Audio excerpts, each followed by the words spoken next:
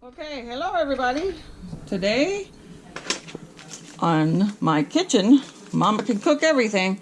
I want to make some Cuban Picadillo, which is Cuban beef hash. It's a very savory dish that you can serve it over rice. You can, like my husband, he's American. He likes to eat his with hamburger buns. I'll make it like a sloppy Joe.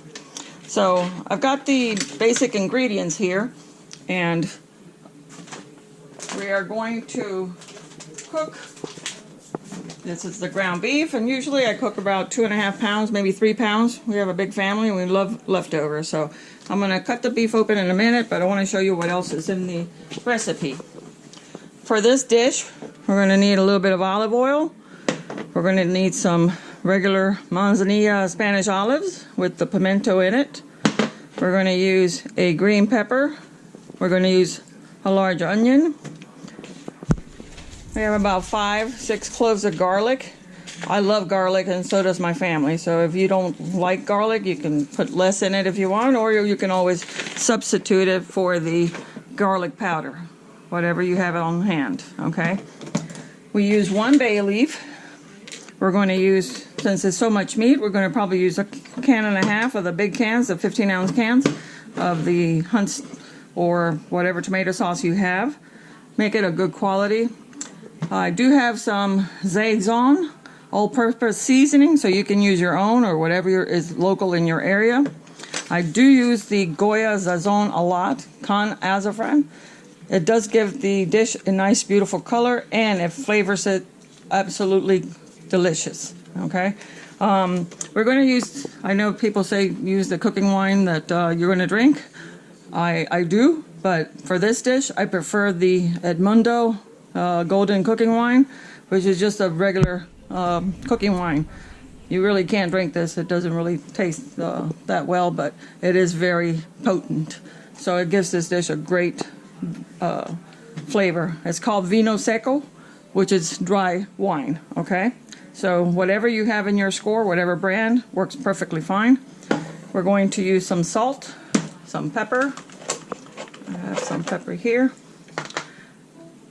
To this dish, I like to add a little bit of the tomato ketchup just to take away the bitterness of the tomato sauce.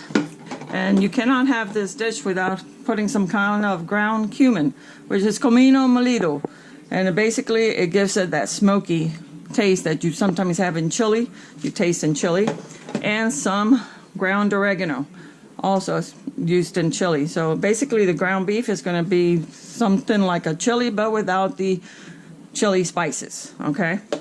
At the end, once I cook this, I usually have a few potatoes that I'm going to fry up in little cubes, and we like to put that over the picadillo.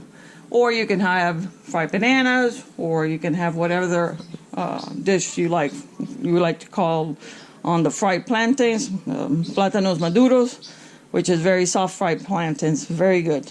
Very Caribbean, very Cuban, as I am from there. Okay, so we're going to get started in a second. Let me get everything in order. Okay, we're getting our, I'm using a wok for this because I have so much meat, and I find that it cooks it really evenly. So we're going to set the, temperature to high, and just put a little bit of olive oil just on the bottom to coat it.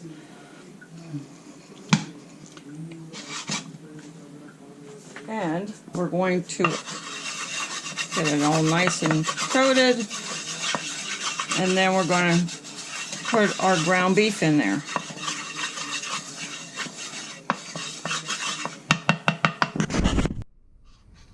Okay, we're going to go ahead and add the ground beef to our skillet.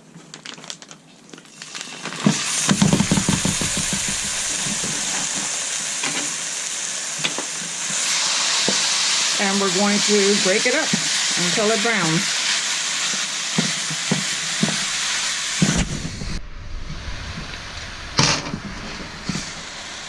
Alright, once our beef is in the pot, sometimes I like to use a potato masher just so I can get smaller pieces of the ground beef. And you're just coming and pushing it down until you see it breaking up.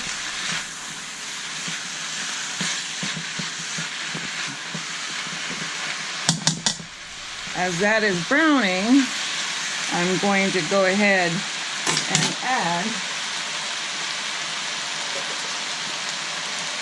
a little bit of onion powder, probably about a tablespoon, just to flavor the meat some.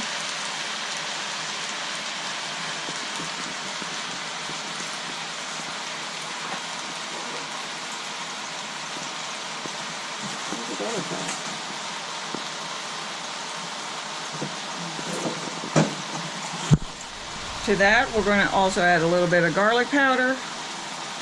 Again, about a tablespoon. Just to flavor the meat as we go.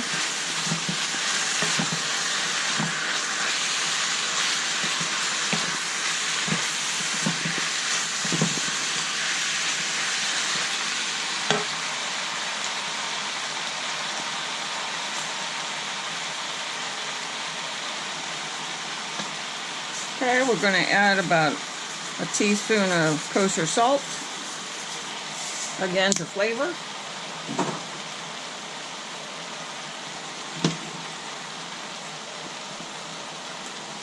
A little bit of ground pepper to your taste.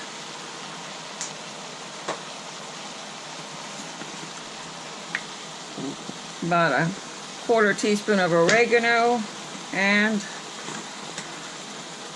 quarter teaspoon also of the cumin. Pimento. Okay, we're going to stir that around, break it up some more. And you can smell those spices on there already. And you want to just get it to a point where, like I said, all the red is out.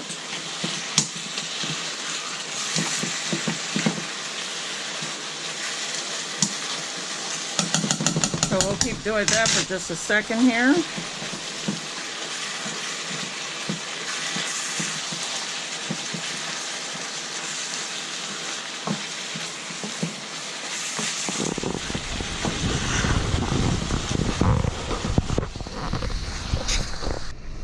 Okay, it's all browned. As you see, we're going to go ahead and remove it from the stove and drain it. I've got a big colander to drain. I'm going to go ahead and lower the temperature while this drains. And as you see, we just want to get it into the bowl, the colander, to drain. And it is draining inside a cup, empty cup here, so it doesn't go down my drain.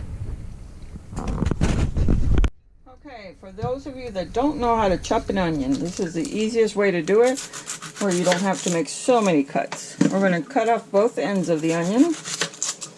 This is the way I do it. I know people like to leave the ends on. Makes it easier to hold the onion. But I've been doing this for so long that I have no problem. We remove the first real layer of the onion. Throw that away. And then, as you see, you're going to take the onion where you made the little slit to take the peel off. We're going to cut it right down the middle, and then we're going to flip it so you have one end towards you, and we're going to start at the very end making small vertical slices all the way through. And as you get to the corner, you can invert the knife in a little bit, and now you can just go and with the two ends facing the other direction, just come on down. And you can have it as big or as small as you like. And see, everything is going to be chopped instead of having to go through the whole onion, make special cuts just to have it to that point. Because the onion already has rings, so this is naturally the easiest way to cut it. Okay, that's one half, and we're going to do the same thing for the other. And I'll join you back in a minute.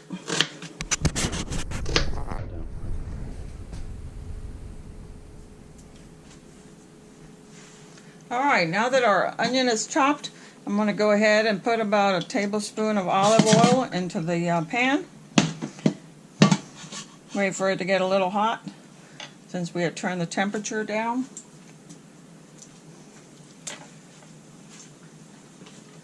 So in the same pan that you cooked your beef in, we're going to add the onions.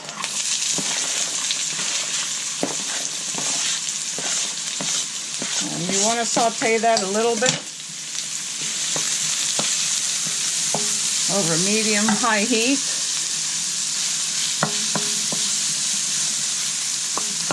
So while that is sauteing, this recipe also calls for a green pepper. So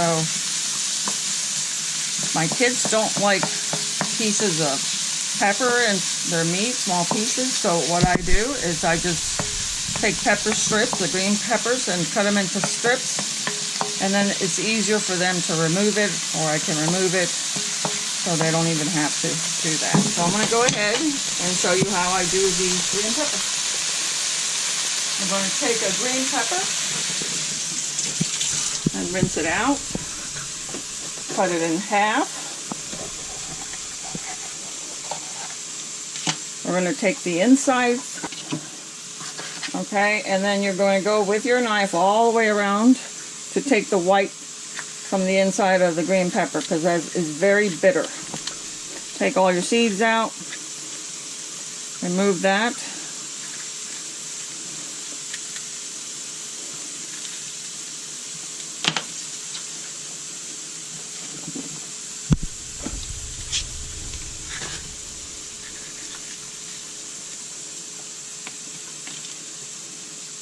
My kitchen is very small, so sometimes I use the sink as a garbage disposer, even though I don't have one. So I'm going to rinse out all these seeds, because you definitely don't want those inside your beef.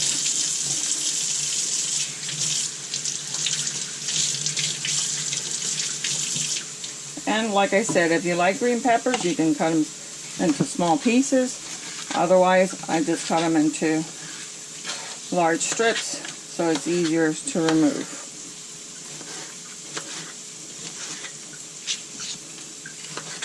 And this gives the beef a wonderful flavor. So we're going to go ahead and just put everything in and saute that up along with the onions.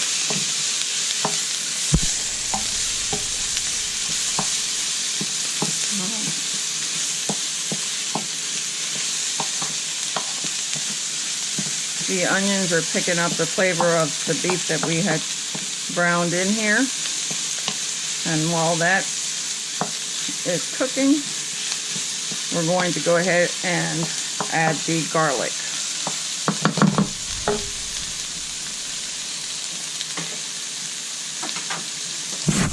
Okay, for those of you that are using the real garlic cloves, gives it the best flavor. I just smashed it with anything really, meat mallet, whatever, and then it's easier to peel. So once you do that, you want to take the little head corner off of it, because that is a little dry and it kind of stays in whatever dish you're cooking. Like I said, it's easier to peel once you smash them a little bit. Take the little end off.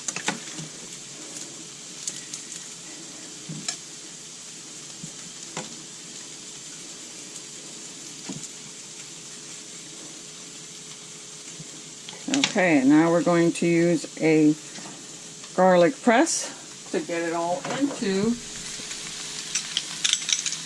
the saute pan. So we're pressing it through.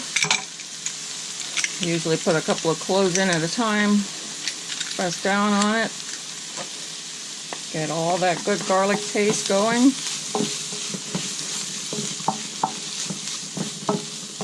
You definitely don't want to burn the garlic by leaving it on too long. So every time I put the garlic, I like to have the heat just a little bit lower, which then I can raise up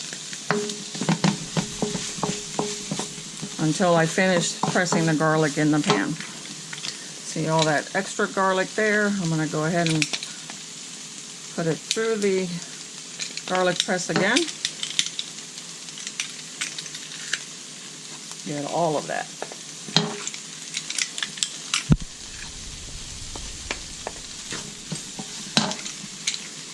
Okay, that should do it. So you have your onions, the green pepper, and the garlic sauteing here. It's incorporated. Now I want to go ahead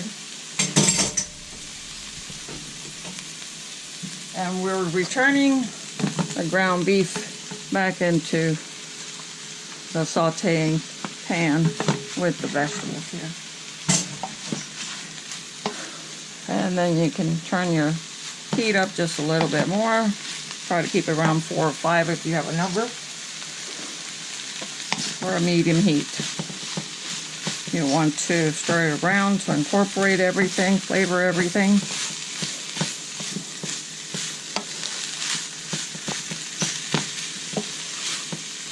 And you can definitely use ground turkey if you do not want to use ground beef. Same procedures.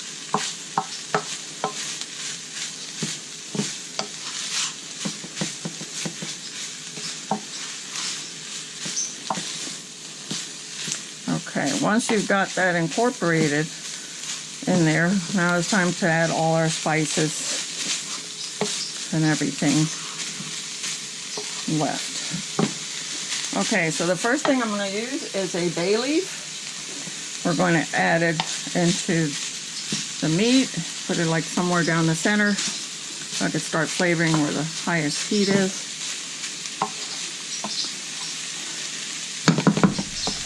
The next thing is going to be our cooking wine, so that can burn off. And here I have about a quarter cup, third of a cup. So we're going to add 1, 2, might as well add all of it. It's about a quarter cup.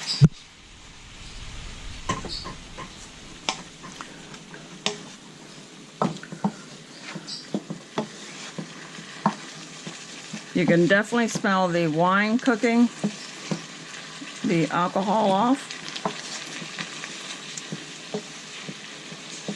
And remember that we had taken out all the oil when we drained the beef. So now we're going to incorporate some just to give it some flavor.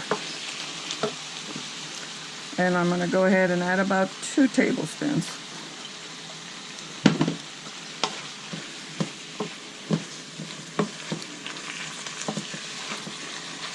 Okay, to that, I am going to add my seasoning packets.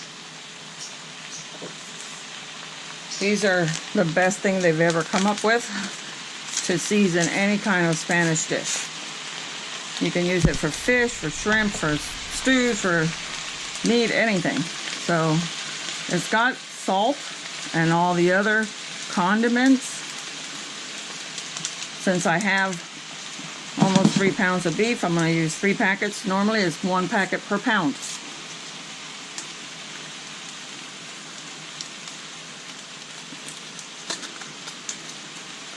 All right, let me stir that around.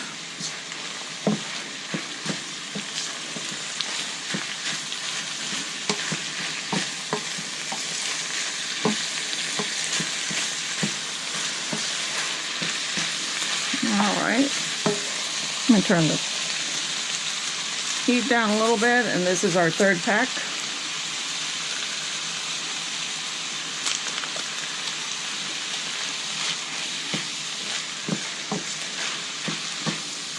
For those of you that are making the picadillo as an authentic Cuban dish,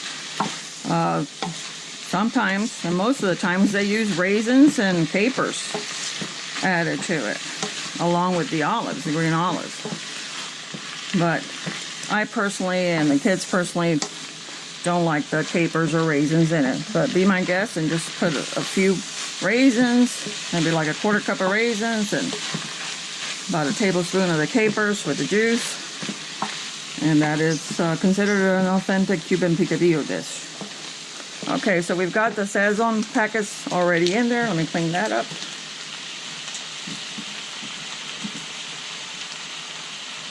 Okay, now it's time for the little bit of cumin because that gives it the taste, and this will stay with the sauce. So we're going to put about half a teaspoon of cumin. Definitely don't want too much. And about a half a teaspoon of the oregano. And you'll be tasting along the way to your liking. If you feel that it's not spicy enough for you or not flavorful enough for you, you can always add more. But it's the same basic ingredients. Now you saw me put the onion and garlic powder while I was browning the beef. So I am going to go ahead and add more. So about another half a teaspoon of the onion powder and another half a teaspoon of the garlic powder. And that's just extra flavoring that's going to bring this dish to life.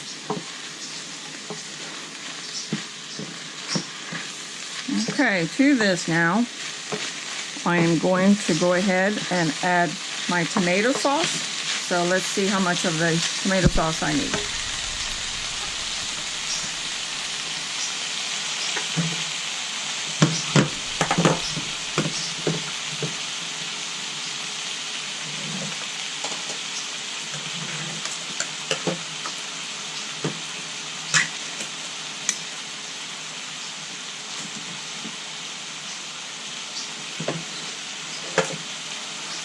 Okay, I'm going to go ahead and start with 1 can of the tomato sauce. I've cooked this so many times I could tell if I need another one. And actually, I can tell I need some more. Because you want it to get wet. You want that beef to stay wet with the tomato sauce.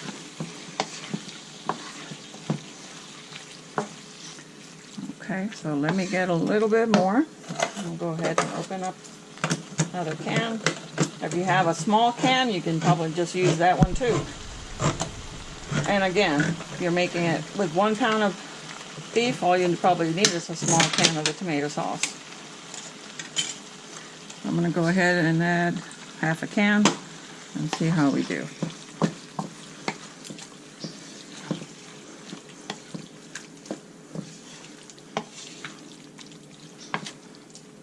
I believe I'm going to need a little more. So let me do that. Starting to look good already. Just add a little bit more. For this one, I've used about 3/4 of the can. And like I said, it's because we have so much meat here. I got a big family to feed. 3 of us, actually. Like I said, we love leftovers the next day. If you're going to use it for sloppy joes, you can take out the green peppers and use that. Okay, so now that we have the tomato sauce in, I'm going to go ahead and use the same can and just use about half a cup or half a can of water to add to the sauce.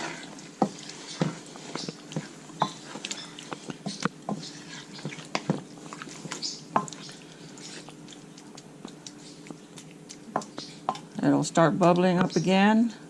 I think I need a little bit more water. So about another 1/4 cup. You want it to be a little soupy because this will cook and get thicker as you cook it. The water will boil out of it. Okay. So, since we have so much tomato sauce in there,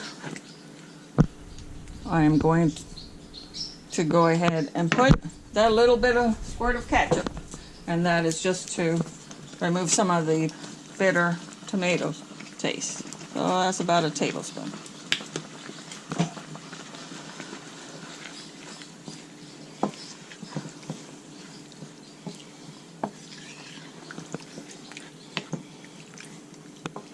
Alright, now all you have to do, if you wanted to add the raisins and the capers, this is the time to do it. I am just going to add some green olives.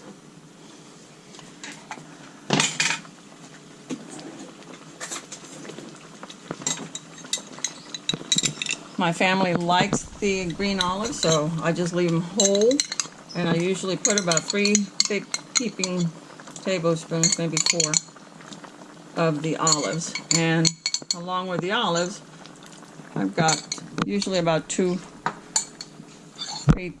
spoons of the juice, the olive juice. That gives it a little bit of a tang, a little bite.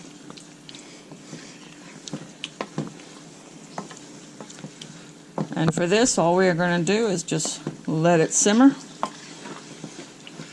till you see that everything is blended, it's cooked. The peppers will be a little, and everything will be bubbly. Of course, you have to taste for flavor at the end. If you feel it needs a little salt or a little more garlic, a little cumin or anything else, you can always add, okay? So for now, this is the end of this process here. I'll show you what I do once it's done with the potatoes that go on top of the picadillo, the beef, ground beef. Alright guys, as you see, the green peppers are softened some, and while we leave this on a medium-low temperature, or just low, you can see that the sauce is thickening up. The water is being absorbed, and while we do that, I'm going to go ahead and cover it and just show you what I do with the potatoes that we're going to add to the picadillo once we're done with it. So I have 4 potatoes here, as many as you'd like. Usually I just cut them in half, and this is the quickest and easiest way for me to go ahead and cut them into small pieces. So we're going to just go down, turn it over, go down again, and make about 4 slices into it, and then we're just going to go ahead, pull the whole thing, and cut it 3 times into it. And what you want is basically little cubes of potatoes, okay? And as you see, we've gone through the potato, half the potato, without too much slicing, and just down, turn again, rotate it, turn, take the whole one once you have a flat surface on there, and you can go ahead and just break them apart. I've already have the oil going, and as soon as I finish cutting these, I'm going to put them in the hot oil. Alright guys, we're back, and as you see, we have a little pile of very small cut little diced potatoes, and I have about 2 inches of oil, vegetable oil, in my pot here that I use for frying. And what I'm going to do is I'm going to go ahead and very gently, after I've paper toweled the top of them, took a lot of the water off of these, I am going to add them in very gently so you don't get a lot of the splashback. Very gently. Put it away from you. And I am going to add all of this because my pot actually is big enough. So we're going to fry these until nice and brown. Lightly brown.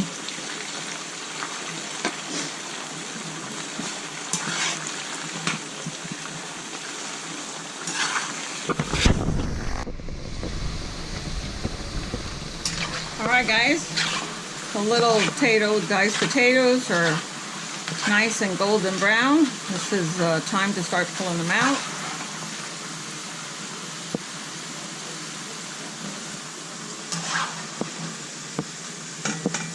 And all these need is just a little salt over the top.